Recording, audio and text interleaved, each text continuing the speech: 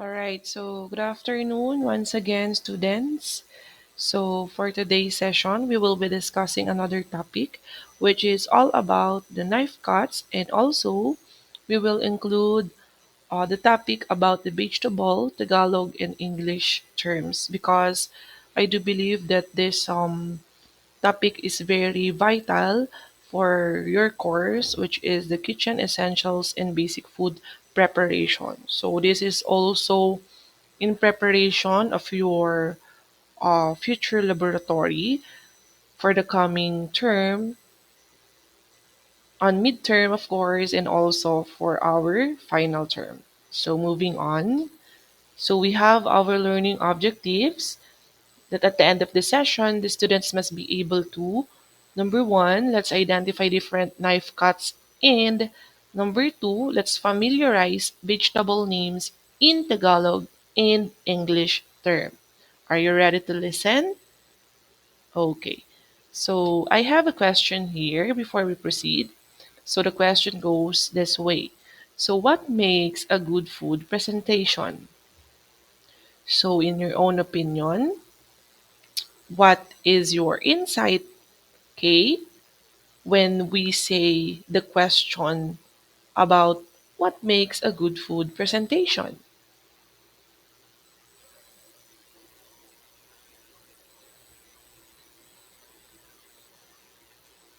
All right, so I know that some of you answered like when it comes to garnishing, okay, the way we present the food, it must have an appealing um, impact to the customer by means of garnishing. And some of you, I guess, what makes a good food presentation is in the hands of the cook or a chef.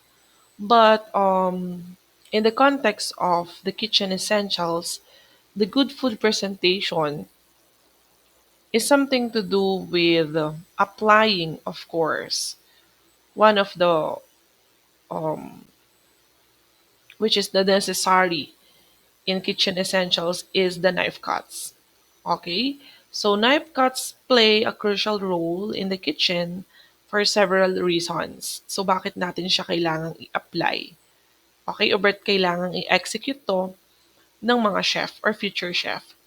Okay? Kasi number one, papansin natin, if we will apply knife cuts, uniform ang cooking method natin.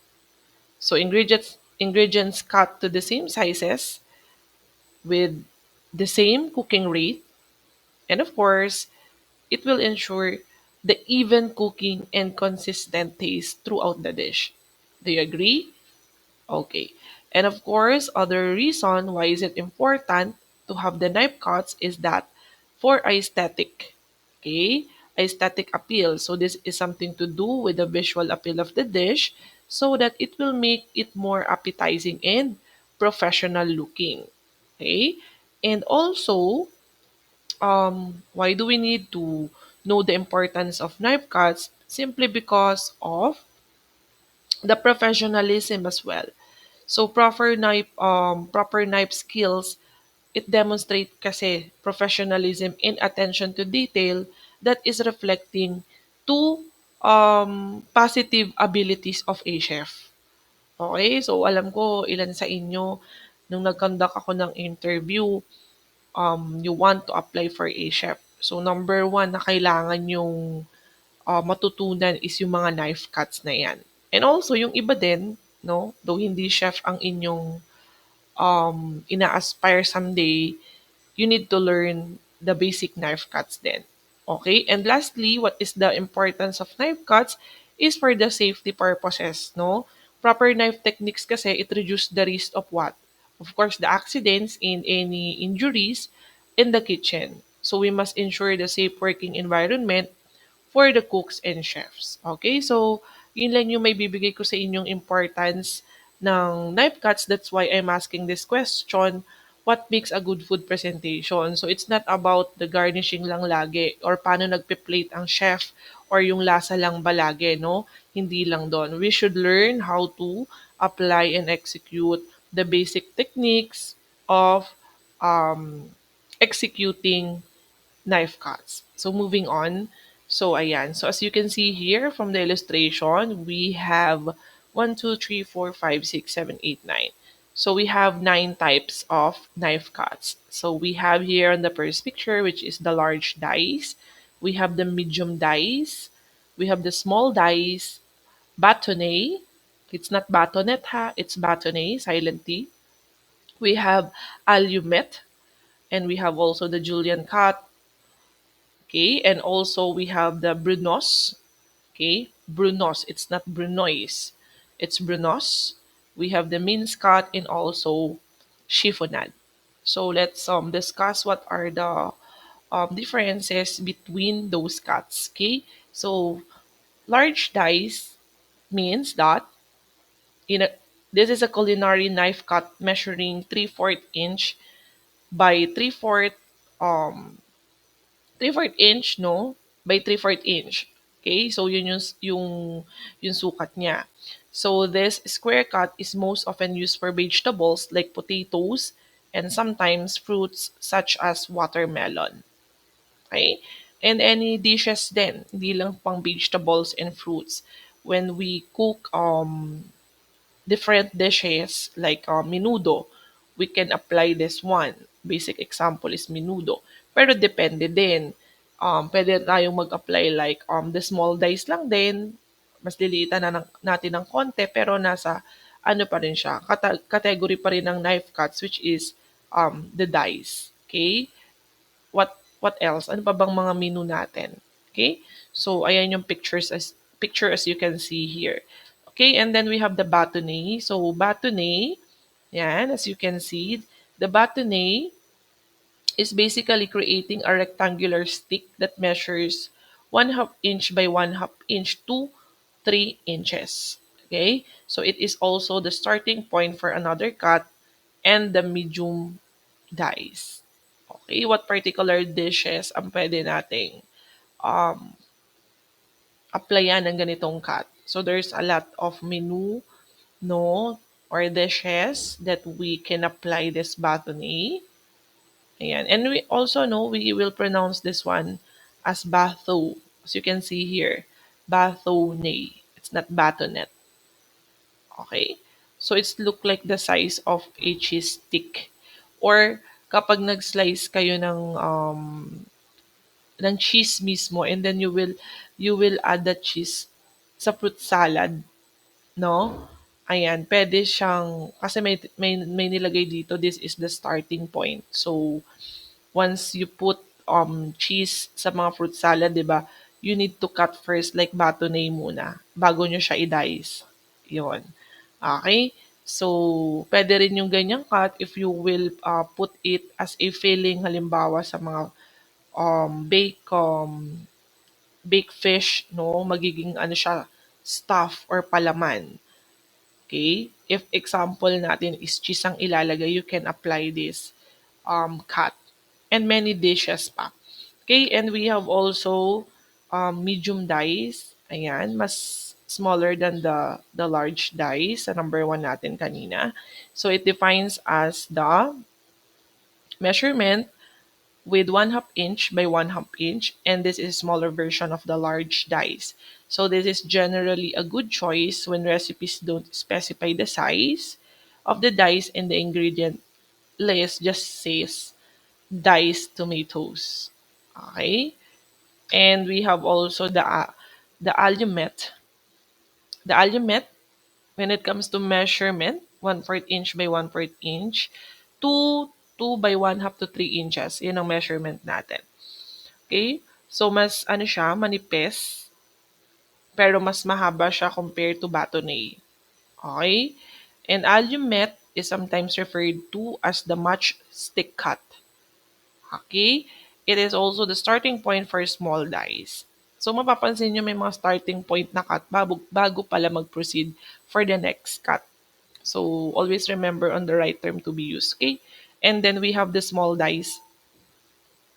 This is the littlest of the dice cuts. So the small dice measures 1/4 inch by 1/4 inch. And this is produced by slicing the allumette into 1/4 inch sections.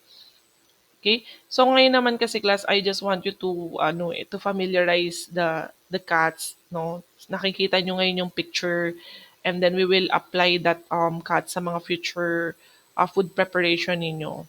Okay? So we will not explain something about these cuts, but to identify lang ano yung pagkakaiba nila when it comes to sizes at ano yung itsura nila. So very important kasi yan. And then for sure, yung learning nyo naman kung saan siya ina-apply ng mga dishes, mas maganda yung na-execute nyo na para makita nyo, okay, dito pala sa mga dishes na to, pwede tong cuts na to. Okay po? Ayan. So, we have julienne cut as well. So, the julienne cut measures 1/8 inch by 1/8 inch, 2 to 2.5 inches. And basically, the alumet cut once more lengthwise. Okay?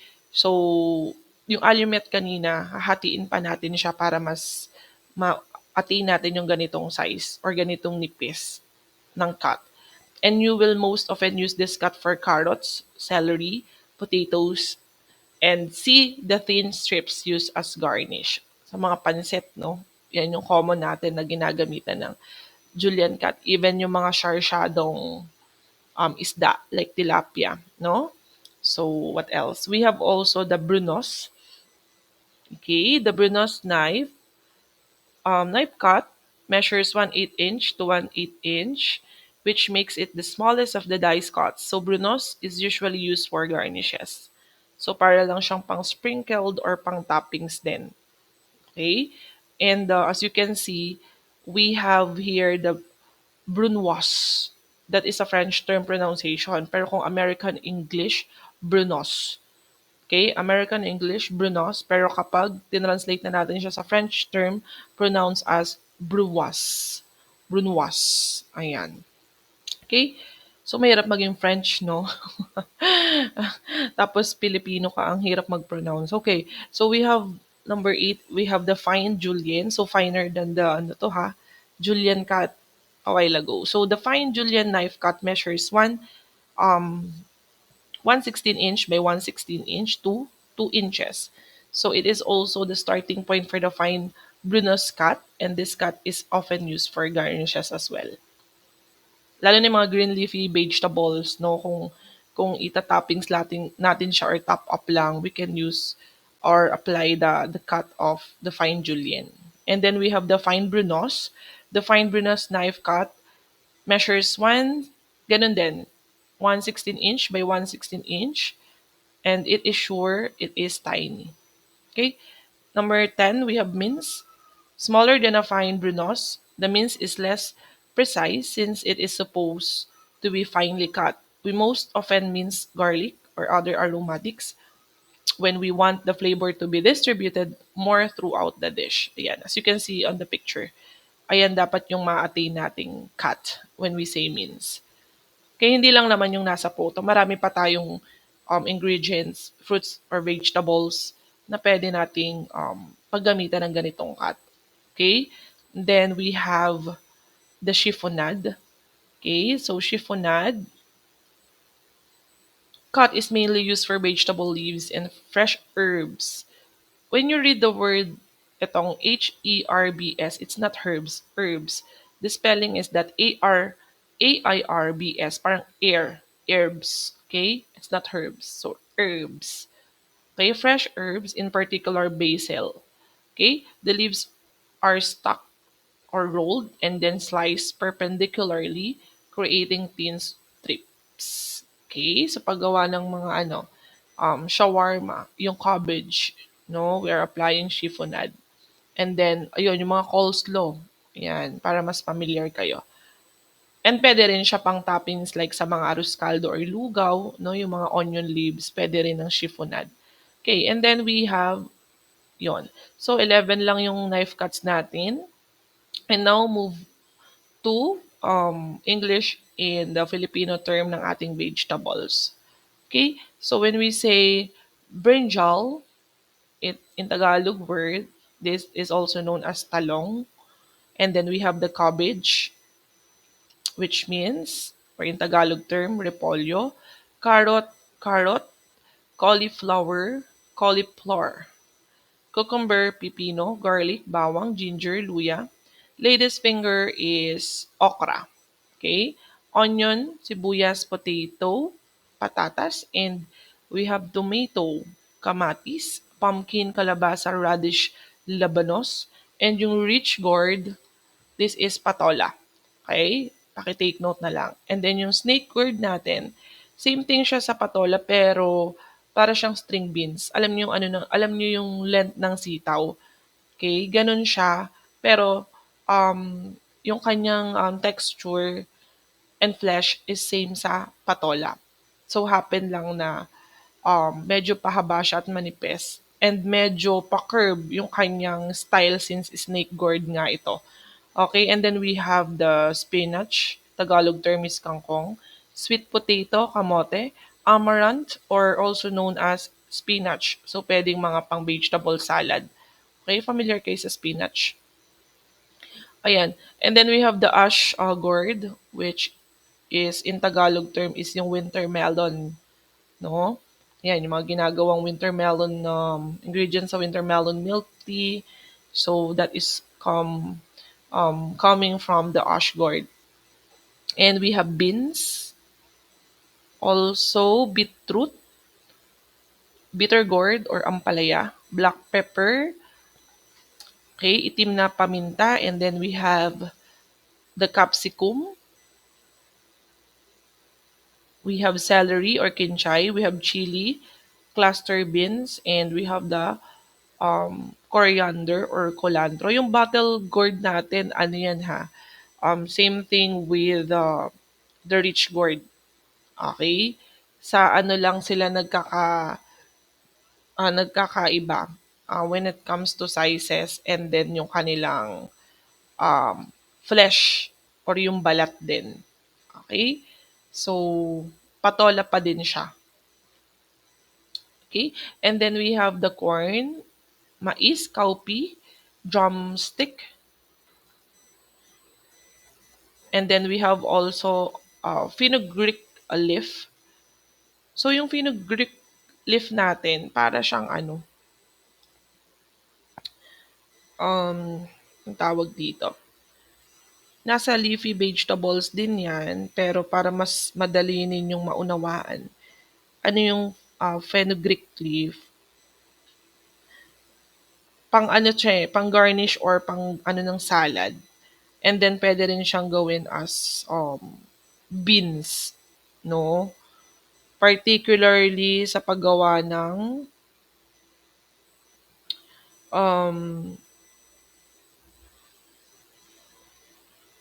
what do you call this one? Yung mga natural medicine, ginagamit din to. Okay? And then, panggamot din siya dun sa mga any types of diseases like diabetes, to lower blood sugar levels. Then, pwede rin siya sa mga merong menstrual cramps for women, may high cholesterol, and other health conditions. Okay? So, another, pwede dito sa pwede siyang plant, pwede rin siyang seed. If hindi nyo pa rin siya makuha sa ngayon, you can search the picture, no, kung anong itsura niya. And I'm sure you are familiar with that. So, hindi nyo lang siguro alam anong tawag. So, that is fenugreek leaf. So, we have gourd, okay, green chili, green gram. We have also the green plantain, ivy gourd, and we have kale. Okay? Sabi nyo, ano yun? Yung green gram natin, ayan, other term is yung munggo bean. Okay? And then yung green plantain natin, yan, dapat nagja-jot down kayo kasi may ibang hindi ko na sinama dyan. Green plantain, it's look like the banana, pero hindi siya lakatan ha. Green banana siya pero mas payat, no? And Mas matabang siya compare sa lakatan na saging. Okay? And then we have the ivy gourd. Ayan.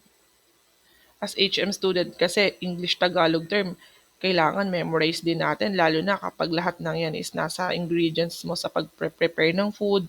And then if the customer will ask you if meron bang ganito, at least you know the if they will use the English term, alam mo kung ano yung minimin nila. So that is very vital talaga in knowing the Tagalog and English term ng mga vegetables. Actually, ilan pa nga lang tong mga to class, no?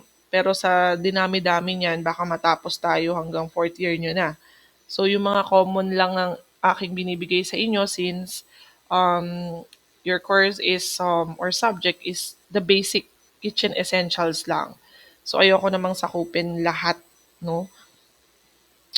Baka wala nang ma-discuss sa inyo sa mga susunod na level ninyo yung iba nyong instructor. Okay, so we have the ivy gourd. So it's look like a pipino yung kanyang balat. Pero ano siya, patola. And then yung loob nito para siyang kalabasa. And then parang bell pepper na maraming seeds. Okay? So search niyo na lang yung picture nito class para meron kayong gawin after the discussion. Kapag meron kayong unfamiliar dito, no, is your responsibility as a student is to search, of course. Okay, and then we have also the sometimes they call this scale or kale. So it's look like a pet chai, okay, or sometimes it is uh seeds kung titingnan. Okay, for salads and different dishes din ang pwedeng um paglagyan nitong klase ng vegetable na to. Depende sa luto and depende din sa hinihingi ng recipe. Okay, so we have also lemon, lettuce, mushroom, mustard greens, curry leaf, pea, or guisantes, peppermint, plantain, and tapioca. Okay? So, for your sit work, no, I will not, mm, sige, I'll be posting the ano na lang, the instructions sa Schoology natin. And you need to submit those output until Saturday. Okay? So, I guess this is the end of our lesson for this afternoon. Again, I hope you have learned something from today. We started from the different types of knife cuts. We have 11. And then we have also the Tagalog and English term of some vegetables that we need to use inside the kitchen, especially in food preparation. We have also mint, turmeric, turnip, or singkamas, yam, and zucchini. Okay, so I'll give the instruction for your sit work. Okay, and I hope and pray that you will submit all those requirements on the date of the submission. Okay, so if you have question and clarification, class, do not hesitate to message me. Thank you so much, and God bless everyone.